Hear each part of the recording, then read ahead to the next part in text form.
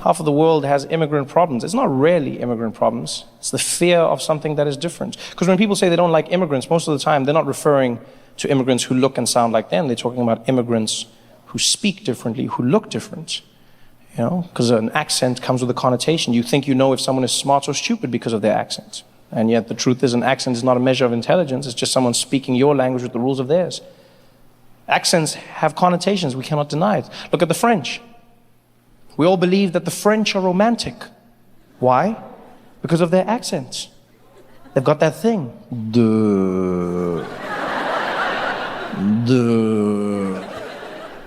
I was thinking that maybe we could, how you say, afterwards, maybe we could try to, oh my God, he's so sexy, oh my God. Accents determine how we see people. Same thing happens with the Russians. The Russians, the most feared people on the planet. Why?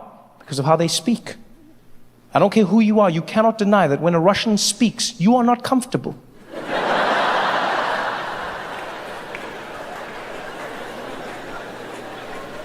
As soon as they open their mouths, yeah, go to kill you, break you. I destroy your family.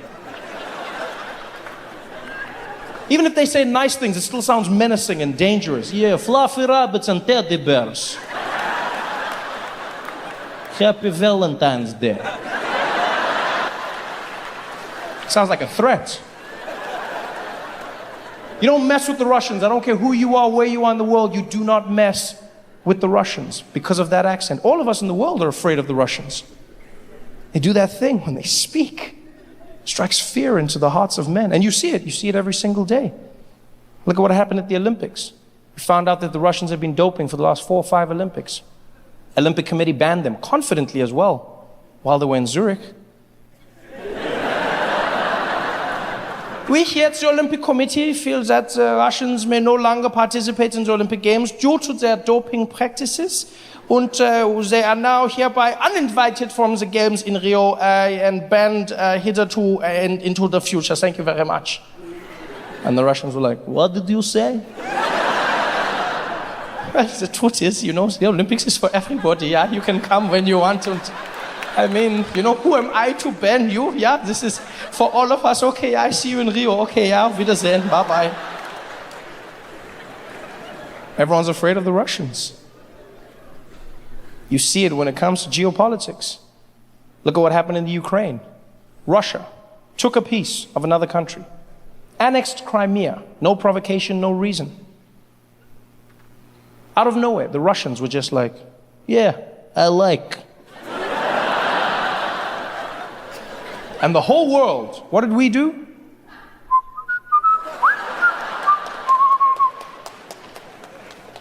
You don't mess with the Russians. Most frightening people in the world. You know how I know this? You know how I've learned? Because I've learned how to use the Russian accent for myself. I've learned how to harness that energy and use it for good. I'll share this with you, I don't mind. I'm not particularly comfortable in the house at night by myself. What I'm trying to say is I'm afraid of the dark. And I know it's stupid to be afraid of the dark, right? Because there's nothing there, 9 times out of 10. But what happens is I'll be sleeping, and in the middle of the night I'll be woken up by the need to pee. And whenever that happens, I'm always faced with the eternal dilemma. When I go to the bathroom, do I turn the lights on and lose my sleep?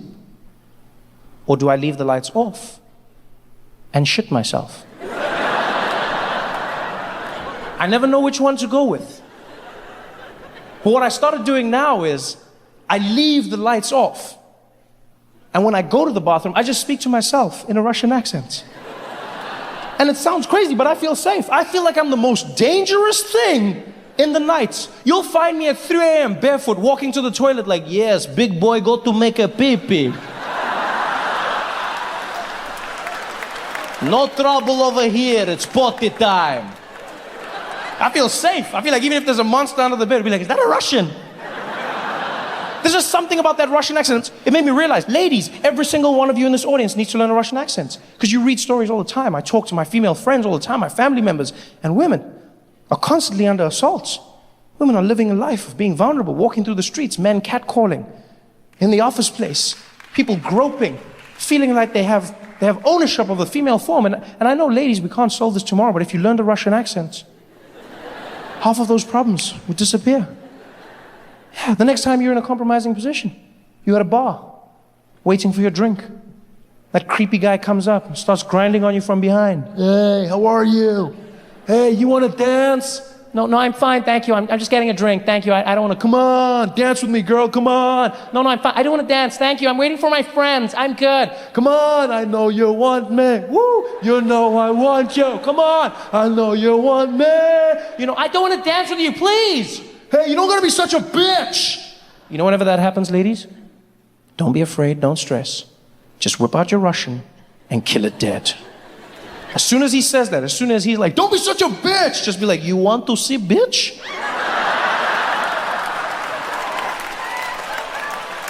Done. Sober up and walk away. Use it for anything, ladies. Anything. At work, in the streets. Use it at home. Doesn't have to be life or death. Could be a mild annoyance. Yeah. Next time you're in bed, you're trying to get to sleep, but you can't. Because there's this horny little rabbit behind you. Dry humping your back. You know the nights I'm talking about. Everyone in this room knows the nights I'm talking about. Ladies, you're dog tired, you just want to fall asleep, and he's there behind you.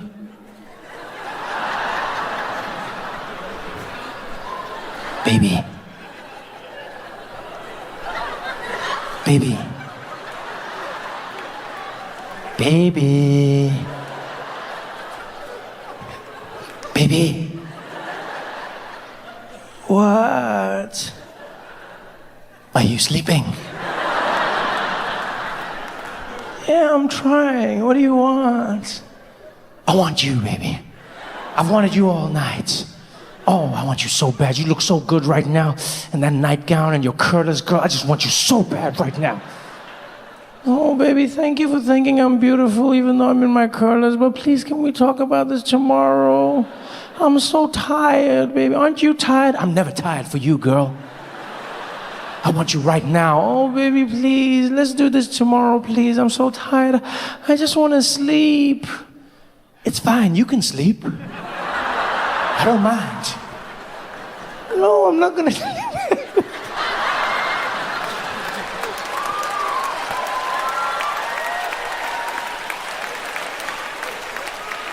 Yo, for real, ladies, can I just say, men are creeps. On behalf of all men, I apologize because we are disgusting creeps, every single one of us. No, I'm not gonna sleep. What's wrong with you?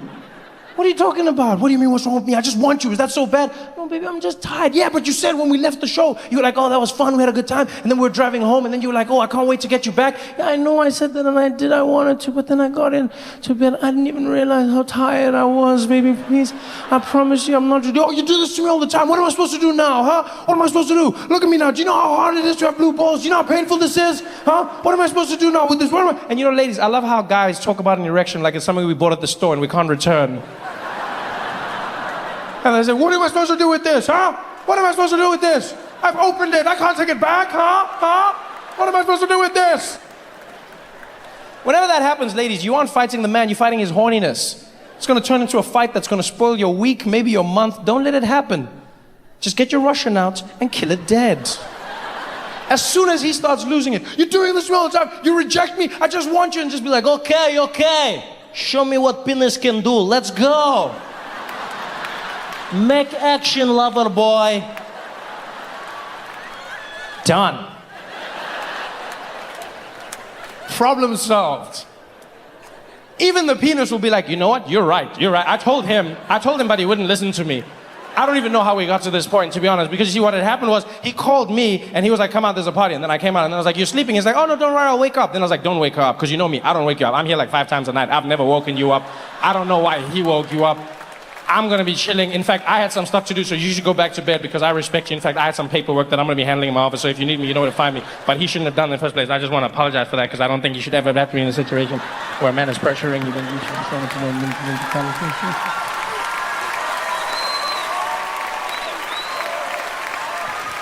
John!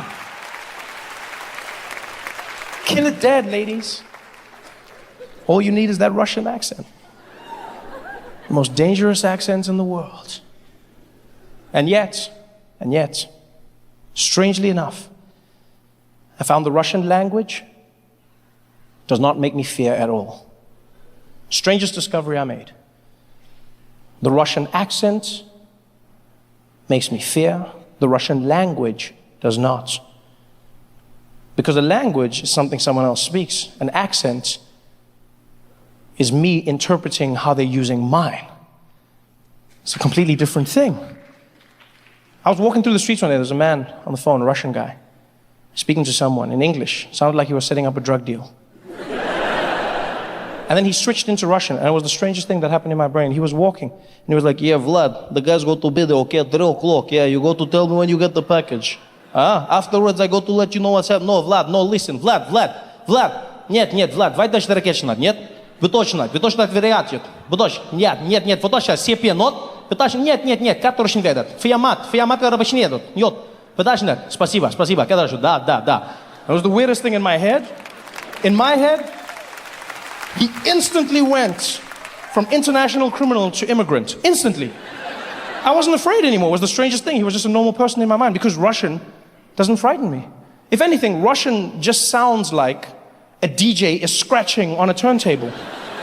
That's all I hear when I hear Russian. It sounds like a DJ took a turntable and is scratching English like, yeah, Vlad, the guys go to bed, okay, 3 o'clock, okay? Yeah, you go to let me know when you get the package. Afterwards, the guys go to call me, okay? Yeah, don't worry about that. I'll let you know what's happening. No, Vlad. No, listen, Vlad.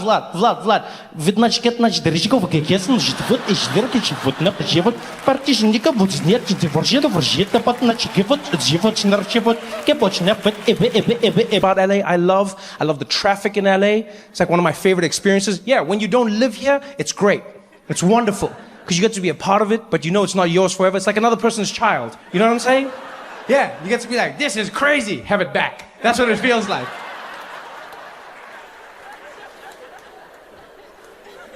I love it, man. I love the vibe, you know. I love driving out here, you know. And while I'm out here, I get to listen to the radio. Because you guys have great radio stations because you're always in your cars, you know. In New York, like radio's not a big thing for me living in New York. I ride my bicycle. I walk through the streets. I can't listen to music because I'll die.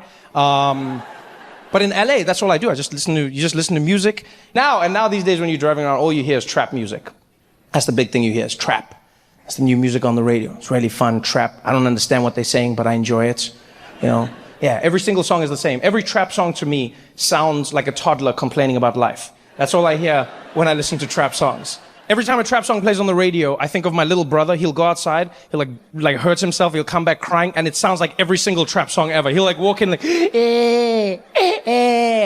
and I'll be like, yo, Isaac, what happened, buddy? He'll be like, and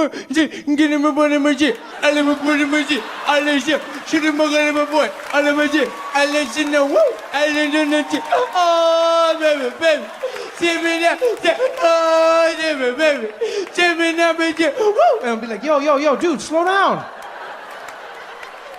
So I thought you were playing with your friends. What happened? All my friends are dead. With me to the end. All my friends are dead now. Give me to the end now. I'll be like, yo, go talk to your mom, man. I don't know what you're saying. Go talk to your mom.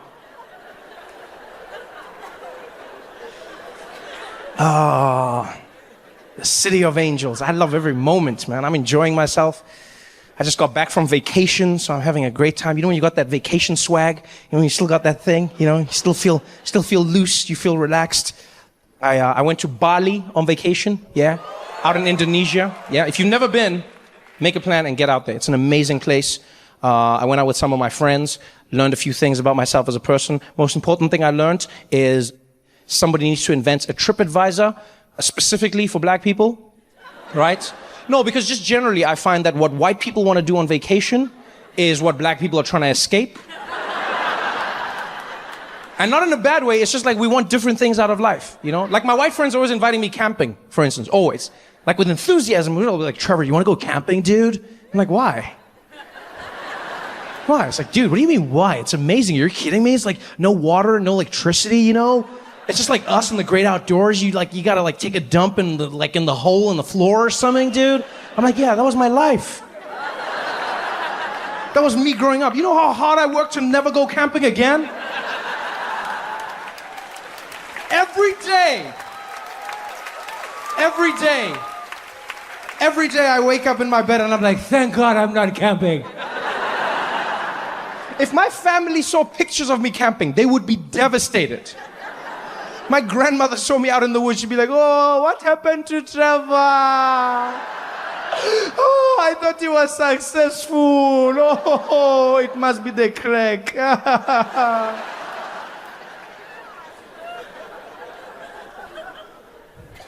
I'm gonna go camping. So I went with my friends to Bali. They planned the trip. And before we went, I asked my friend, I was like, yo, Mitch, what are we going to be doing? And he was like, dude, don't ask questions, Trevor. It's just going to be a great time. I was like, yeah, I want to know what the great time is going to be about. He's like, dude, don't ask questions. I should have asked questions.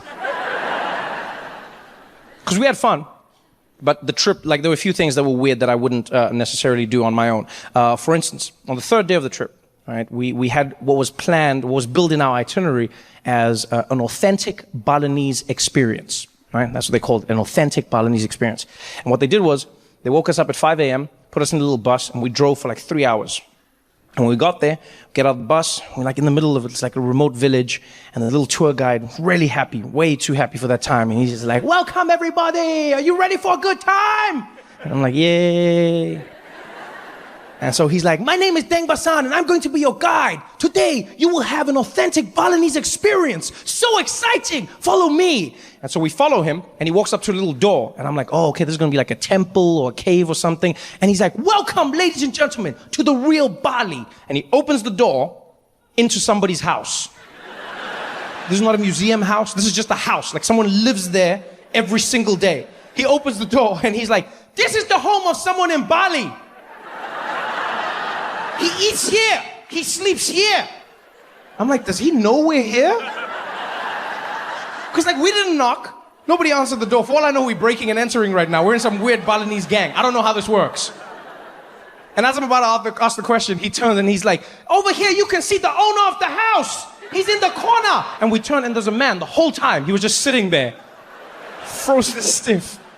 And now I'm like, is this guy part of this? I don't know if we should be doing this or should not be doing this. And Deng Basan turns to him and starts speaking to him in Balinese. He's like, Tengrawata Sangaraka. He's like, okay, you can touch anything. And so I'm like, oh no, I don't think we should. Before I can even finish, the people in our tour group were like, yeah, touch it all. Oh my God, touch it all. Oh my God, does he sleep here? Oh wow, is this where he eats? Oh my God, I can never do this. Oh my God, excuse me, thank you so much for having us. Oh my God, I appreciate my life so much more right now. Thank you so much, this is horrible. Can we take a selfie? Thank you. Are you on Instagram? I'll just put hashtag the man. Thank you. Oh my God. So I'm really awkward right now, right? Because this is like something culturally I'm not supposed to be doing. Right? As an African person, I should not be in somebody's house rummaging through their life. So I'm standing in the corner, really uncomfortable.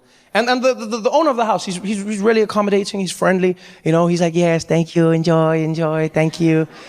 And then he turns and he looks at me. And this was one of the most magical moments, right? Because he was smiling at everyone else. And his face completely changed when he turned. He was a little hospitable. He's like, yes, thank you.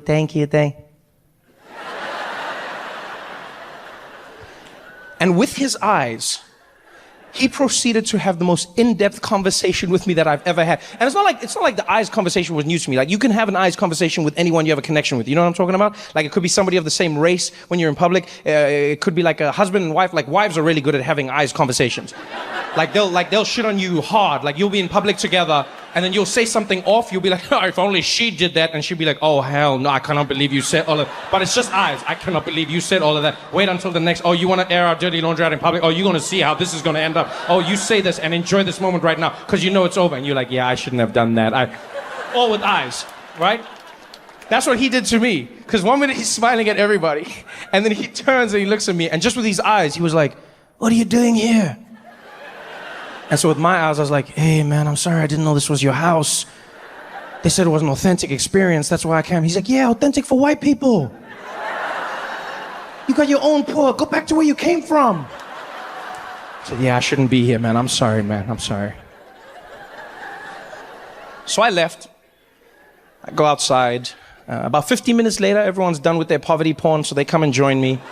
And Deng Basan follows the crowd. And he's having a blast, you can tell. You know, he walks out and he's like, everybody have a great time. I know you enjoyed that. Now, it's time for a special surprise. Follow me, everybody, to the back. And he takes us to the back of the house, right?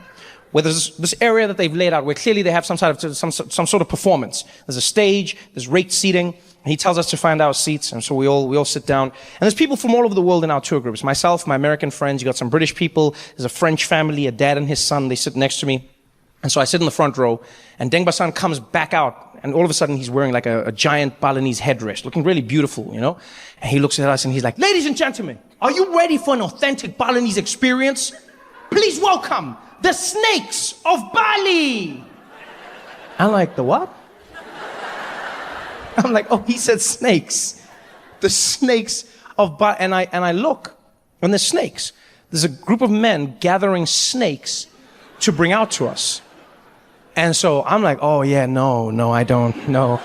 No, because you see, as a black person, culturally, I'm trying to not die. So I take all my stuff, I start packing it. And the French guy turns to me and he's like, my friend, where are you going? The show is starting. I said, yeah, no, the guy said the snake's coming, so I'm gonna move. I'm gonna go to the back. He's like, you're moving because of the snake? I said, yeah. He said, why are you moving for the snake, my friend? Are you afraid of a snake? I said, yeah. That's exactly what I am. I'm afraid of the snakes. He's like, such a big man, but you are afraid of a snake? I said, yeah, with a big brain. That's why I'm afraid. It's a snake. Like, you're not gonna trick me into not being afraid of a snake. Like, my toxic masculinity is not so high that I'll be like, yeah, you know what, man? Come on, snakey. Come on. It's a snake. Instead of just letting it go, this guy turns and he's like, I cannot believe it, a big man like this. Hey, Jean-Pierre. He turns to his son. He's like, Jean-Pierre, monsieur le droit de l'huissier, le serpent, parce que ici, le pardon ici, and this kid's like, ha ha ha, snake. And he's like, oui, snake. Are you afraid? Snake. What is this? It's a snake. And these two carry on for like 15 seconds non-stop. Right? Just back and forth. Snake the whole time. He's like, snake, are you scared? Snake. I'm like, whatever, man. You guys lost all your wars. So I go to the back. Right? I don't have time for this. Because there's snakes. So I go to the back, take all my stuff, and I climb up, and I'm sitting at the top, right? Because I want to see the show. I just don't want to be a part of it. Okay? And so I've got my stuff, and I move all the way up to the top, and I sit there. And as I get there, the show starts, and Deng Basan's really excited, and he's like, "Ladies and gentlemen, please welcome your first performer, the powerful Python." And dude comes out with a giant python wrapped around him, right? And this guy had this cool trick where the python would squeeze him really tight, super tight, so tight you could almost hear his bones cracking, right? And then he'd make a sound. He'd be like, "Eh." And the snake would let go. And then it would start squeezing him again, and he'd be like, "Eh." And the snake would let go. And it would squeeze him again, and he'd make the same sound. He'd be like, "Eh." And the snake would let go. And I was like, wow, this is dope. This is cool. Yeah, they're in a consensual relationship. I like this. This is, And so he leaves with the snake. The next performer comes out, and this guy had a green mamba with him, right? And so Deng Basan is like, "Ladies and gentlemen, the green mamba!" And this guy comes out, and he had a cool trick where he took the lid off the basket, and the green mamba would come out, and then it would start doing like a little move, and then someone would play music, and then the snake charmer would dance with the snake, and they'd do the same moves. It was dope. It was like a Justin Timberlake video, just the two of them, okay? Like back and forth. I was like, oh, that was dope. And the snake goes back in. And then Deng Basan came out one final time. And he's like, now, ladies and gentlemen, are you ready for the final part of the show? Please welcome the King Cobra. And the final performer comes out with the cobra, puts the snake down, this is the lid, snake comes out. And I don't know what it was about this snake, but you could feel the energy change. Like, they were all snakes, but the snake looked mean. You know? Like it looked like it hated life. There was something about it. Like the snake looked like it had a mortgage.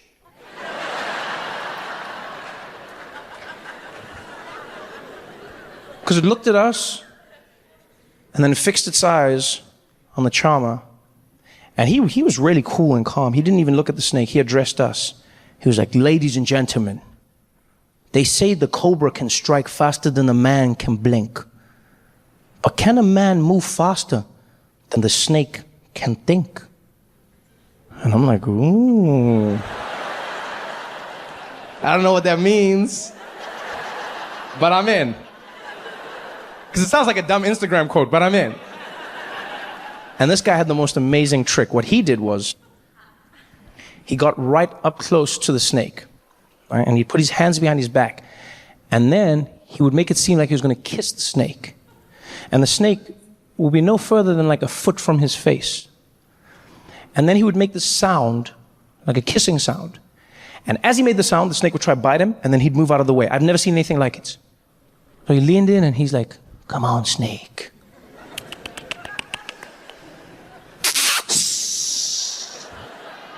Too slow, Sneaky. Try again.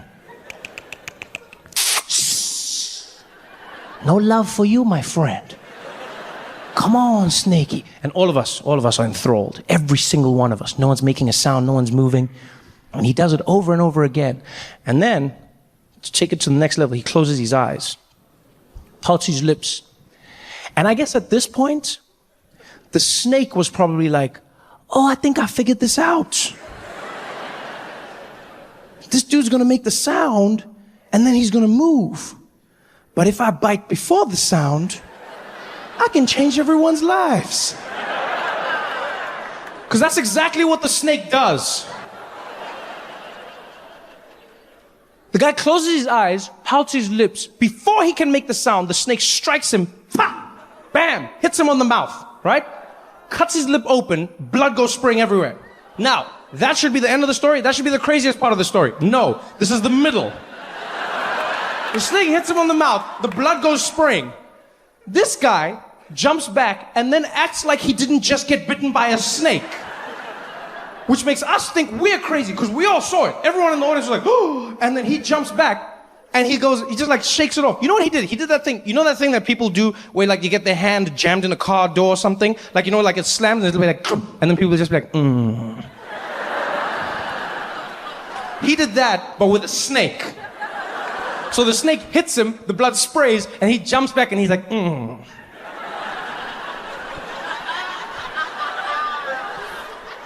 Don't worry, we're fine. Don't worry. Don't worry, everybody, we're fine. Relax, relax, we're fine, we're fine, we're fine. But we weren't fine. You know how we know this? Because his face started melting on the one side, right? So his face starts melting, his lip starts turning blue, and he goes back to do his kiss trick again, but he can't even stand, and then he looks at the snake looks at him, and he's like, okay, show is done, good night everybody, goodbye, good night. He runs off. And all of us are just like, what the hell just happened, right? He runs off. I have questions in my head. I'm like, is he gonna be okay? Do we get our money back? How does this work? And then we turn back and we realize he's forgotten his snake. And you know what the worst thing was? Is it seemed like the snake realized the same thing at the same time. Because the snake also watched him leave. And then as we turned back, the snake was also like, oh shit.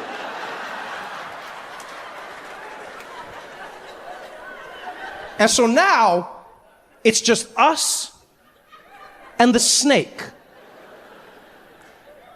And mind you, there's no barrier, right? There's no concrete, there's no glass, there's nothing. It's an authentic Balinese experience. So we're all staring at the snake is staring at us. And then one genius decided now would be the perfect time to get an Instagram picture. And I don't know if it was the camera, the sound, or the flash. All I heard was click, and the snake jumped up and was like, and we were all like, ah! And then it was chaos.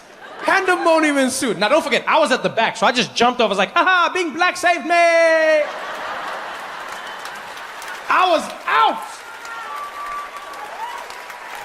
Panic ensued. Everyone jumps up, people are trying to scramble, like trampling over each other. The French guy was my favorite, because he jumps up and he's like, Sacre bleu! Le serpent! Le serpent! Allez, Jean-Pierre, allez! And he's pushing the people and he's running. He's like, allez, Jean-Pierre, Jean-Pierre! And when he turns, his son hasn't moved, right? So little Jean-Pierre is planted to the spot, terrified. And you see his face, he's like, Papa! Papa! Papa! He's like, Jean-Pierre, allez, Jean-Pierre, allez, mon ami! He's like, Papa! Papa! And so the dad realizes he's got to go back in and save his kid, right? But now this is one of those moments where I think you can see the fundamental difference between mothers and fathers, right? Because a mother would run in without thinking and she'd be like, I will die for my child. Strike me now, snake. Right? That's moms. Dads will also save their kid, but in the back of their head, you know the dad is thinking, yo, I'm gonna save my kid, but I don't wanna die. I mean, I don't wanna die because this dumbass didn't know to run when his dad was running. I mean, there's a snake and I start running. Why wouldn't you run at the same time? Now I gotta die for your dumbass, which makes no sense because I can make another one of you. You can't make another one of me. I should just make you a brother and we can mourn your dumbass death together. I don't even know why we're doing this right now. I think that's what the dad was thinking, right? Because he didn't fully commit. Instead, he tried to sneak in behind his kid. And then he grabs the back of his hoodie and yanks him to safety. So now little Jean-Pierre is choking in the ground. He's like, and he finally gets him to the side. And another snake charmer comes running out, grabs the snake, puts it in the sack. And finally, danger's averted. Everybody's safe. Everyone is safe, but terrified. Some people are crying, others are in shock. I'm standing on the side watching all of this. Little Jean-Pierre's there with his dad. They're both in tears. Like, désolé, mon ami. Désolé, Jean-Pierre. Désolé. And he's like, Papa, le trou de léger ne pas de l'échoua.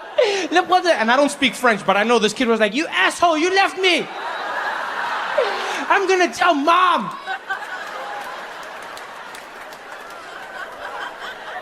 And so I'm staring at them, and I guess they could feel that I was staring. So they both stopped at the same time, and they turned and looked at me, and I looked at them. And in that moment, I realized we're all human beings. We'll experience the same thing. We went through the same trauma. No matter what happened to us before, we're all human beings. Because they looked at me, and I could see in their eyes what they'd just experienced, what I'd experienced.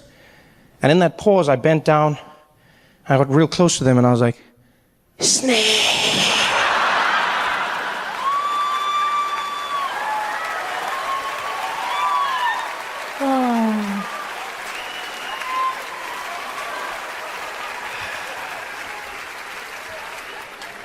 That's how racism starts. See the stories from a different angle. I get to enjoy it all. I'm so happy to be back. But everything has flipped on its head. 2 years. You know, guys, going away for 2 years is not a long time. And you come back to South Africa and everything has flipped on its head. I went away for 2 years. I come back and white people are on strike. I thought it was a Leon Schuster sketch. In the streets, white people marching, and immediately you're like, these people have no experience.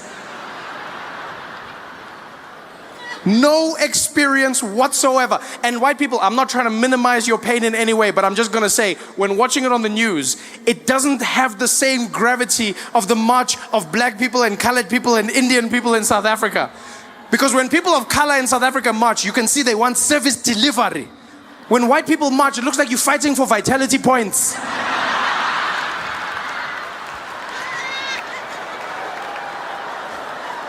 It's just not the same.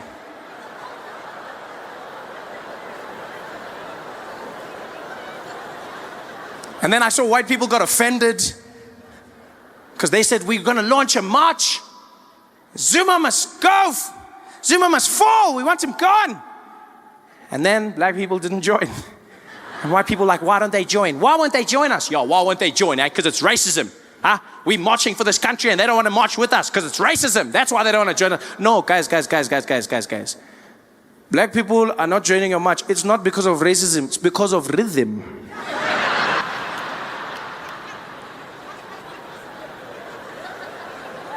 I saw white people protesting and I was like, even if I was on your side, I cannot participate in that.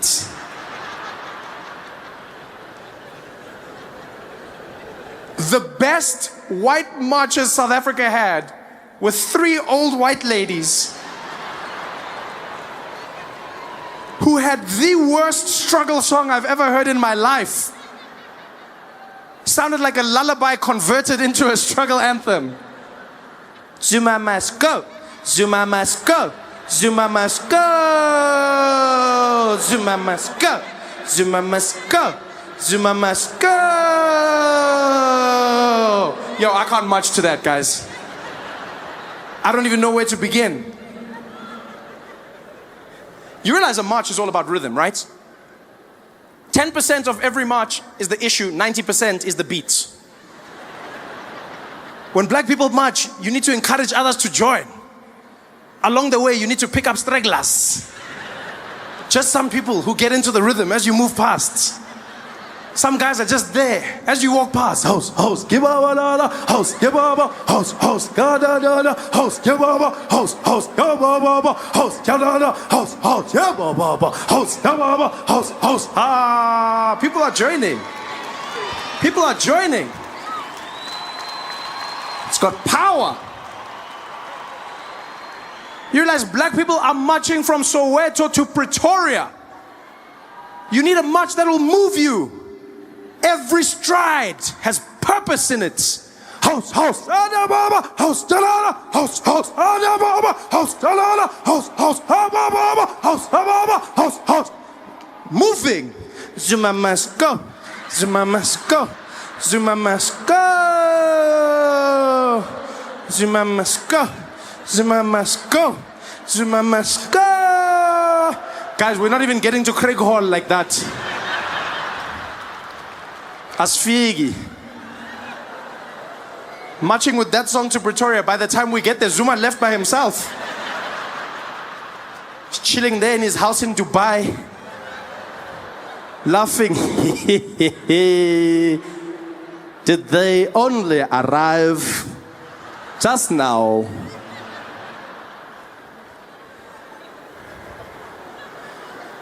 I was watching white people going, but why? Why are you marching? What are you guys doing? Yeah, now you want to do the hard work. Just pay someone like usual. This is when you should be paying. Just get a professional, a specialist. Just be there. Johannes, I have a lot of gripes with this country, and I've noticed that you have impeccable rhythm, and so I'd like to hire your services. I've got you. What's your feeling? I just want them to know that Zuma must go. Okay, got it. Go, go. That's what I wanted to do. Hire a specialist, people. Get it done.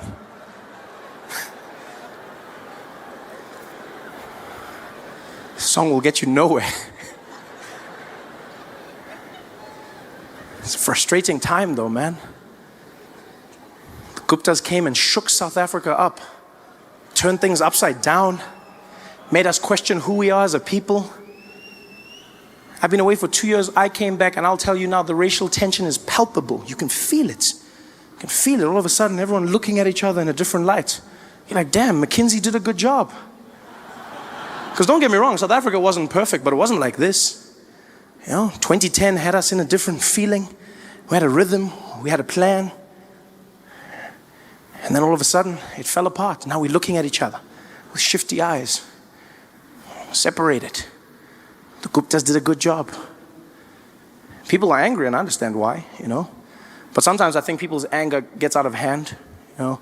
Like I saw people fighting because the Guptas had a wedding at Sun City. And at that wedding, they only hired white people to serve them. And people were like, they're racist, they're racist. Okay, maybe they're racist. Or maybe the Guptas are doing what every black person dreams of doing when they get enough money.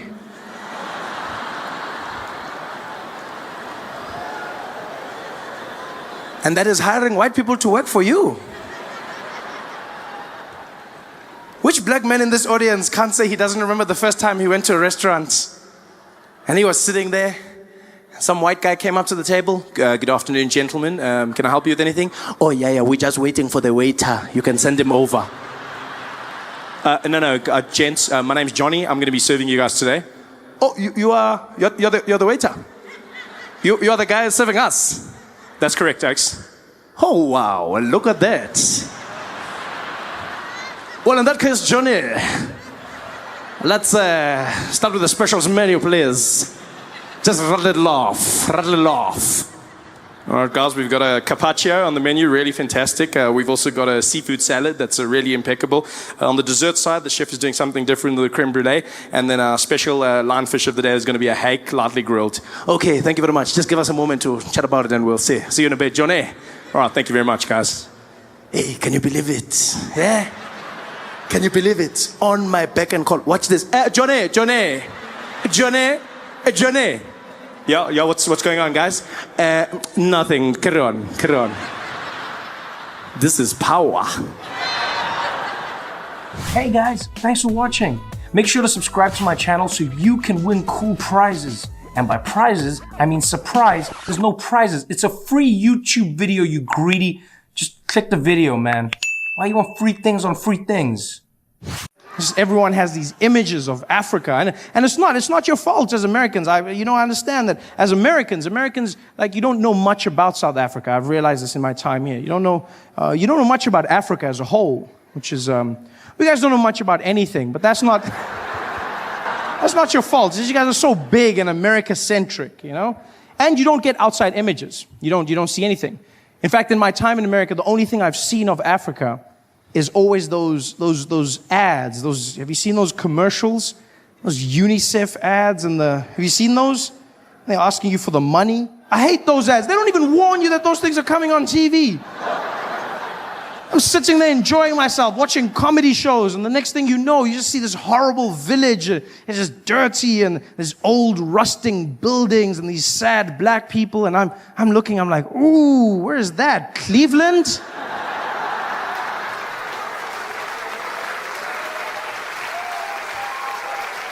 And then a thing comes up, and it's like, Africa. I'm like, really? Where? And then they show you the starving people, and it's always the same. They've always got the starving look. They always do the pose. They've always got that, like, why haven't you called look? One by one. And they show you these people, and there's a starving mother and a starving child, and it's horrible. And then there's a celebrity. There's always, the most important thing is a celebrity who comes out. And they speak for them. That way we'll understand. And the one I saw was Penelope Cruz. She was the celebrity. She's beautiful. Oh, and she came out, and the starving mother and child were there, and Penelope came out, and she was next. Well, she wasn't next to them. It was blue screen. But she wanted to be there. She walked out, she pointed, and she was like, this is Africa. Did you know every year more than 5 million children in Africa die of waterborne illnesses and diseases that could have been prevented?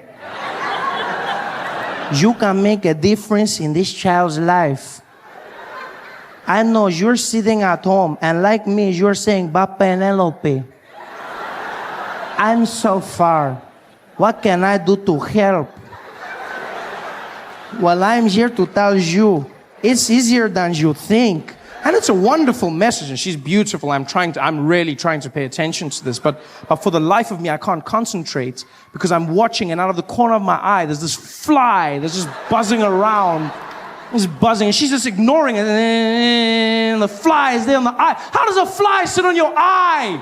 You see with the thing in the mouth, and I can't concentrate how do they get the fly there every single time? Can somebody tell me this?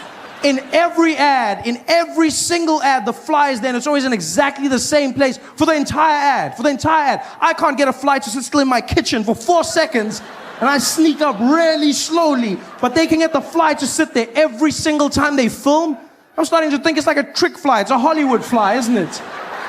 One of those trained creatures from Disney. I know what those guys are capable of. I've seen Lassie. A trained fly. They probably got the fly on lockdown. They're ready. They get everybody together. They got the starving people. They're like, okay, we're ready to shoot. Where's the fly? Here, sir. Here, sir. Come on, boy. Come on, boy. Get it. And stay. Action. Did you know every year more than 5 million children are starving?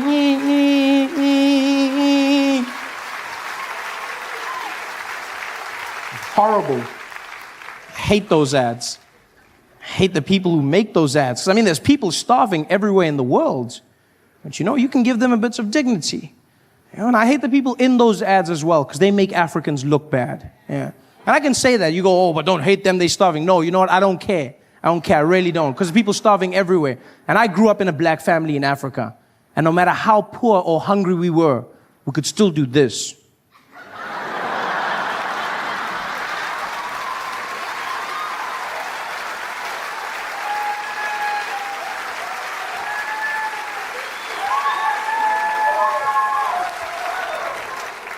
Just make us look bad. Flies.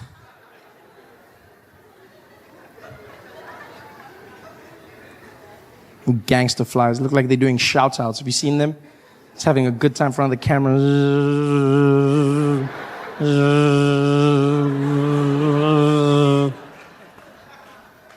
That's the worst thing in the world. But that's all you see out here. That's all you see. Those images of where's the world? We see America, you know. We watch your TV, we see your sitcoms and your news alike. We get everything from Idol all the way to Oprah. We love Oprah. We just, you know, yeah, of course. I mean, especially in South Africa, we love Oprah. No, because she gives us a lot of money. So I mean, we just love Oprah. She came out to South Africa and she built a school there. She built a school in South Africa called the Oprah Winfrey Leadership Academy. Spent $50 million building this school. Yeah. Most expensive school ever built. Most expensive anything, just ever. You know, and those children love her. Like when Oprah comes there, they run out screaming, yeah! Oprah! Oprah! Oprah! Oh, yeah! They just love it, you know? This is a big place for her. And then, you know, it's a wonderful school, state-of-the-art technology, brand new computer labs, state-of-the-art facilities, and then she made the mistake of hiring African teachers, which is not the worst thing. It's just she's had a few issues with discipline at the school. The way the teachers choose to administer the discipline is very different to what Oprah and America believes in, you know. And I blame Oprah. She interviewed them and she said to them, she said, you guys aren't going to spank them, are you? And they were like, no, never, Oprah, never. No, we will not spank them. And she left and they were like, yes, we don't spank. Here we beat. We beat. You don't spank a child, you spank a monkey. Here we beat. And that's what they did. They beat the children. They just beat them, which is horrible. I know I smile. I mean, it's horrible. It's just, I think, in Oprah's school, because Oprah's world is so different. Getting a beating in her school must be something different, you know? See the teacher walk into the classroom with a cane, angry, just walking around. Cynthia, were you talking at the back? No, miss, you were talking. That means you are going to get a beating. But because it's Oprah's school, everybody's getting one. You're getting a beating. You're getting a beating. You're getting a beating. Everybody's getting a beating. Look under your seat. It's a beating. Ah, Oprah. Hey guys, thanks for watching. Make sure to subscribe to my channel so you can win cool prizes. And by prizes, I mean surprise. There's no prizes. It's a free YouTube video, you greedy. Just click the video, man. Why you want free things on free things?